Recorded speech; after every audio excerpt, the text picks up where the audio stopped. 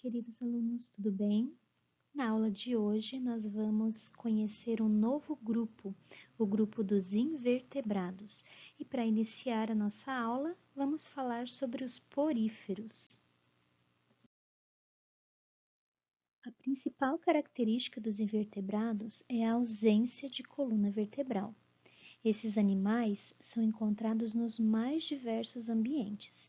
Eles podem ser animais grandes, como por exemplo as águas-vivas, ou então podem ser microscópicos, como os ácaros.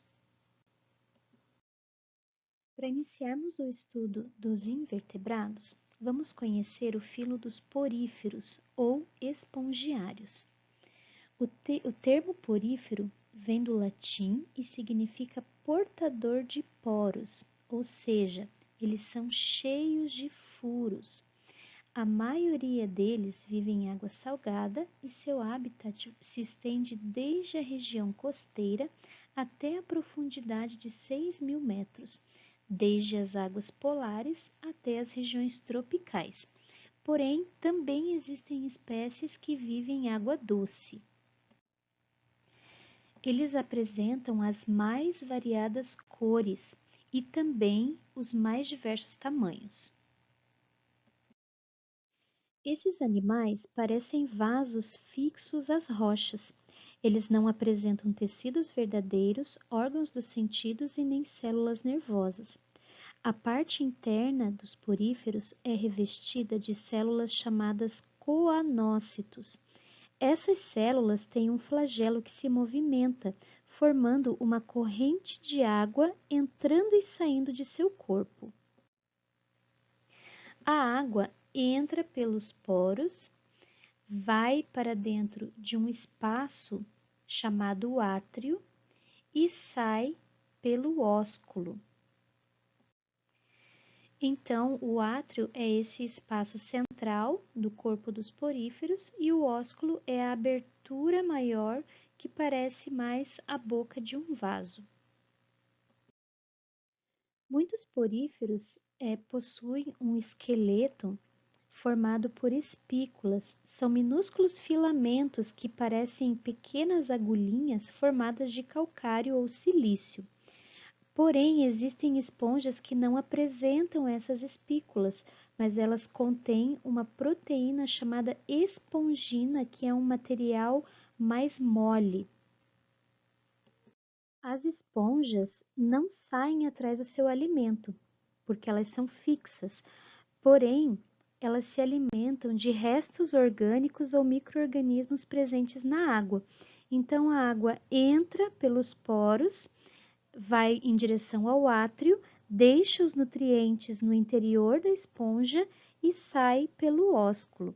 As células responsáveis pela filtração dessa água, pela digestão desses nutrientes e assimilação são os coanócitos. E além de transportar os nutrientes, a água também conduz o oxigênio para dentro da esponja.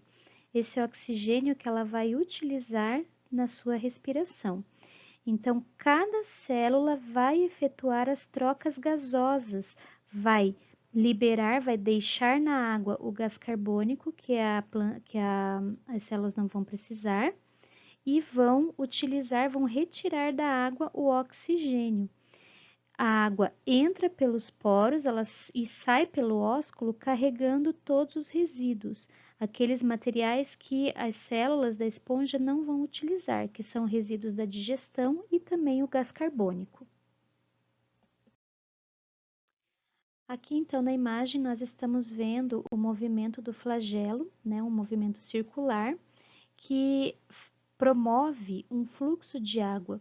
E nesse movimento, nesse fluxo, ele pode então pegar as partículas de alimento, de nutriente que vão ser digeridas, ou então liberar outras substâncias que vão ser eliminadas pela esponja.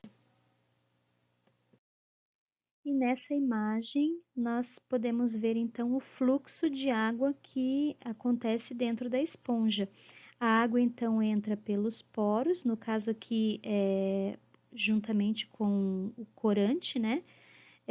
e ela vai saindo pelo ósculo, essa abertura maior que fica na extremidade de cima da esponja. A reprodução das esponjas pode acontecer de forma assexuada, onde nós temos a participação de apenas uma única esponja. Muitas células se multiplicam em algum ponto dessa esponja, ocasionando o surgimento de um broto, que pode se soltar dela e formar um indivíduo separado. Esse indivíduo vai se fixar em algo sólido, dando origem a uma nova esponja. Esse tipo de reprodução, então, é chamado de brotamento. As esponjas também podem se reproduzir de forma sexuada. Isso ocorre quando os espermatozoides de uma esponja amadurecem, saem dela e entram em outra esponja. Um desses espermatozoides pode fecundar o óvulo. Como que isso vai acontecer? Os coanócitos da esponja que recebeu os espermatozoides vai captar esses espermatozoides e transferi-los para os óvulos. Então, um desses pode fecundar o óvulo, formando então o zigoto. Esse zigoto vai se desenvolver e se transformar numa larva ciliada. E essa larva, por sua vez, vai sair da esponja, vai nadar em direção a algum lugar sólido e vai se fixar ali. Após algum tempo, essa larva vai crescer, vai se transformar em uma esponja adulta, permanecendo no mesmo lugar. Então, aqui a gente pode ver que a fecundação é uma fecundação interna, porque acontece dentro do corpo da esponja. Tem a presença de células reprodutoras, né, no caso, espermatozoides, que são células masculinas, e óvulos, que são células femininas.